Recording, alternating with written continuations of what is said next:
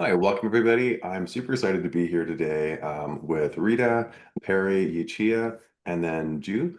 And I'm really excited to be talking about their article that came out in the June issue, and it's one that has been highly downloaded and highly read. It's called When AI Doesn't Sell Prada, Why Using AI-Generated Advertisements Backfires for Luxury Brands. So very topical, looking at AI, looking at AI-generated ads, and I'm super thrilled to have, the entire author team here to talk to more about their article. So thank you all for being here. Thank you, Colin. Glad to be here. Thank you. Yeah, Thank you. excellent. Okay, so let's dive in. For people who may not have had a chance to go through and read this yet or take a look at it yet, could I ask like, one of you to give a brief synopsis of what the article's about and what it is you go through and take a look at? Yes. So in our research, we look at the role of AI-generated imagery and how it can potentially have very negative consequences for luxury brands.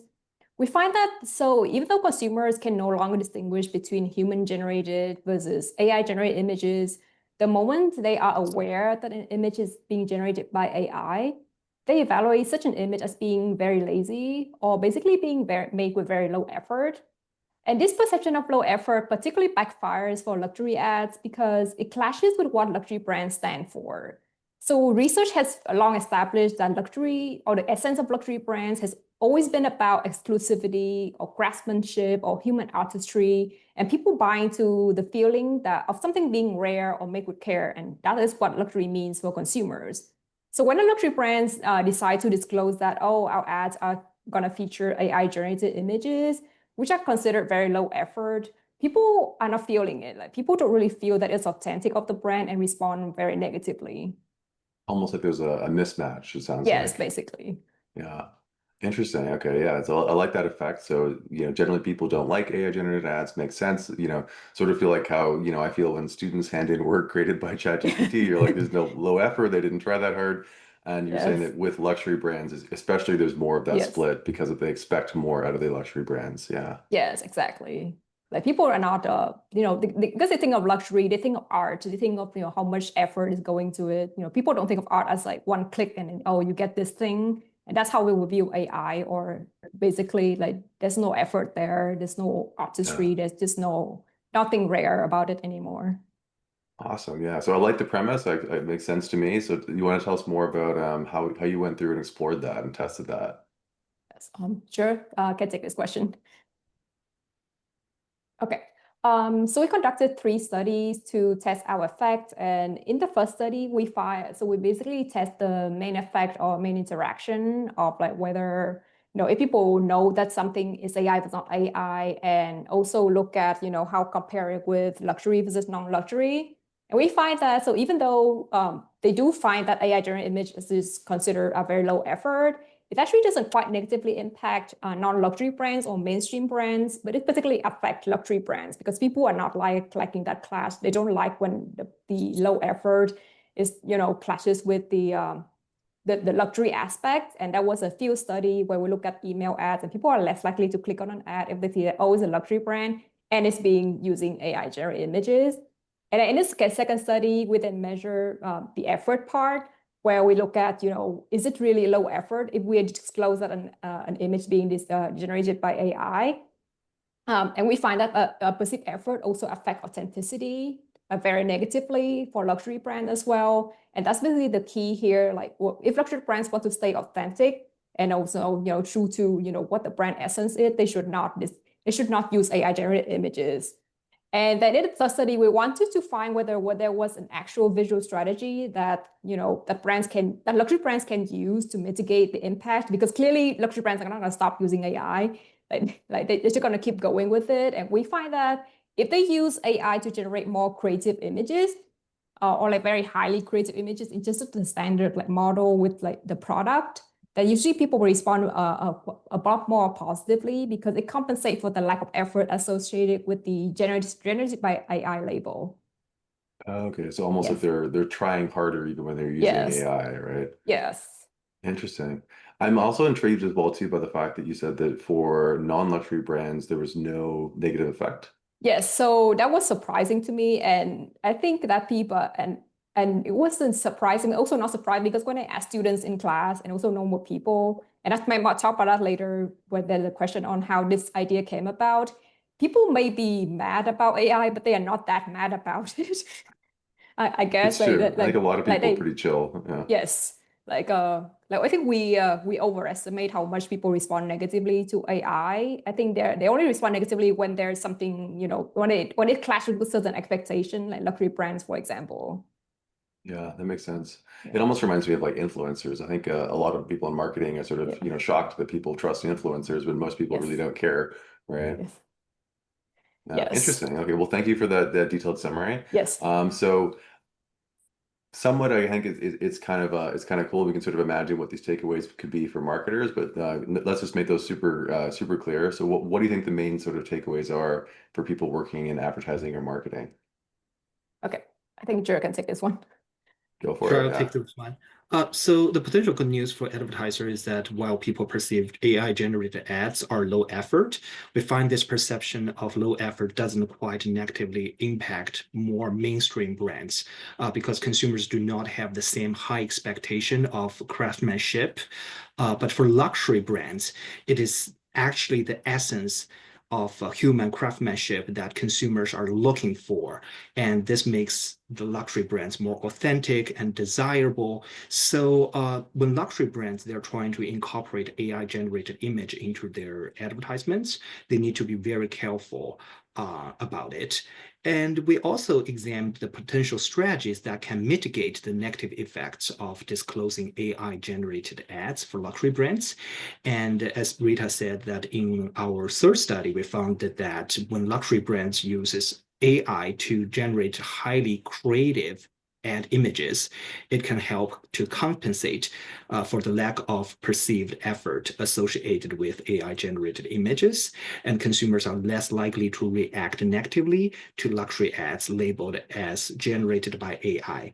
So for luxury brands, if they truly want to use AI-generated images for their ads, they will need to be very strategic, and they need to be considering using those tools in highly creative visual outputs to represent their brands. Yeah, interesting. Yeah. I wonder as well too, like, is one of the takeaways that if they have a choice of disclosing, that they're better off not disclosing that they use it unless they're required to? Or...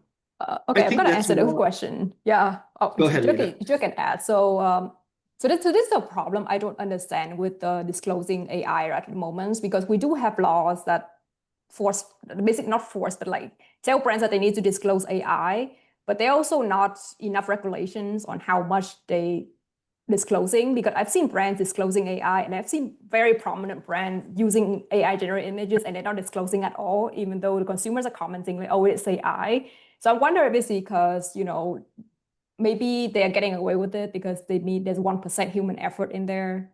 There's just a little bit Yeah. of human touch. And yeah, we talk about that more in the podcast, but that's what I'm very concerned about, like what exactly is being regulated here in terms of disclosing or not disclosing. And we talk about that in the paper as well, because I feel that a lot of AI is being trained on human output, is being trained on human data, but there's literally no mentioning of, human credit in there. And even though people want that human touch, maybe they just 1% and then, okay, we don't have to disclose this because, someone retouches image. So Yeah, I would I like wonder to. about that co-creation, right? Like, if yeah, it's not so fully generated, does it still have to be yeah, disclosed? It's kind of a gray area, right? yeah, Yeah. Ju? Yeah. yeah, sure. Yeah, I would like to add on to that. Rita has a very good point here that, we do have strict regulations from the legal perspective, but from a marketing perspective, you always have to think about how consumers are perceived about those things. So perception is quite important here. Like Rita said, like if you only put like 1% of human input into those ads, maybe by legal requirements, you are not required to disclose that. But consumers, if they can identify that, that's still going to hurt the effort that you put into that. And on top of that, not consumers feel that you put less effort in there. They're also perceiving you as inauthentic or dishonest about your act. So that could be hurting the brand in the long run. Yeah, it's a double whammy. Yeah. Well, we kind of naturally sort of strayed into the where to next in terms of future research. So I wonder, like these are definitely some fruitful areas. Any other sort of areas or ideas that you think are useful extensions of this important effect that you demonstrate here? Yeah, I can start on that. Well, our paper demonstrated that this belief that AI equals less effort or lack of effort negatively impacts luxury brands in particular. But one thing that we didn't consider was how customer motivations can affect their response toward this lack of perceived effort, which is associated with AI-generated content. Because not all customers may care how low effort AI is. For example, customers who use luxury brand to gain social approval, they may not care that it's less effort, or they may not care about that intrinsic aspect of, craftsmanship of luxury, and they may not respond that negatively to this luxury brands using AI. So future research can examine other motivational factors from customers and how they influence their response to AI-generated images. Yeah, that's very true. I mean, I think about like Louis Vuitton, for instance, right? Like they give this, image of it all being very artisan and like made by, in a boutique way, but in reality they actually have huge factories, right? And so it doesn't quite match up with that image that people think that they're getting, right? Mhm. Yes, and can I add on to that as well? Yeah, for sure, Yes. Yuchia. Yeah. Yes, so the recent research has monitored potential of human and AI collaborations, but there's so little we know about human AI collaboration and how much do consumers value human efforts if it is integrated with AI. And also, like, what kind of human effort is valued in a human AI collaboration? So does the human effort have to come from an expert, a well-known sources such as a famous art director, a celebrity, or can it just be any behind-the-scenes human with a name? So what I can think of is, for example, Etsy's creativity standards reflect their commitments to keep commerce human, emphasizing the value of the human touch. So as AI-generated content continues to evolve, creators can sell their original prompts with the combination of AI tools because they still make creative decisions to produce the finished products. Although consumers may not always be concerned with how a product is designed, it raises an interesting question that what degree of human effort makes a human AI collaboration to be perceived as worth the money? So there's a big question right there. Yeah, a very important one as well. Yeah.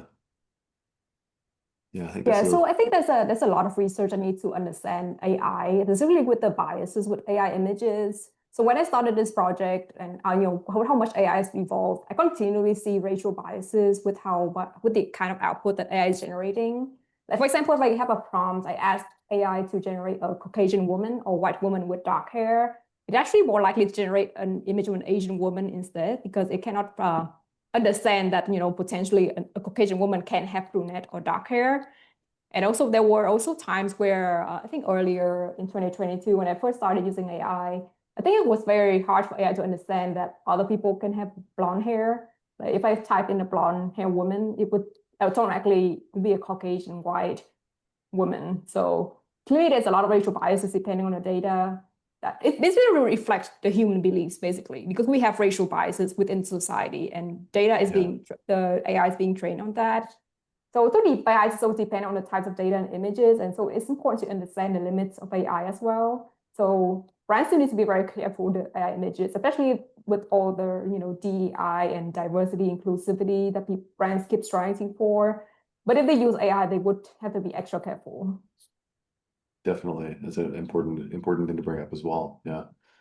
So lots of different areas for research. It's very true. I think this will be an article that sparks a lot of additional insights and a lot of additional investigations. Where did the idea come from? I always think this is an interesting question to look at. Yes. So when I first set up AI images, so because my husband is a video game developer, so he was the first person to tell me about AI, specifically Midjourney back in 2022. And I had a very visceral negative reaction. Like I was somewhat disgusted, to be honest, with the thought of AI generated images. So I'm not an artist, but I do love to draw for fun. I love going to art museums.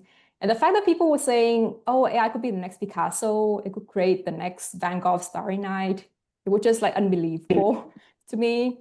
It was just so surprising. The fact that was most surprising to me is that people were reacting that negatively to AI art. Like, except for actual working artists, everyone else was applauding, oh, AI is the next big thing. Like, people were calling themselves AI artists.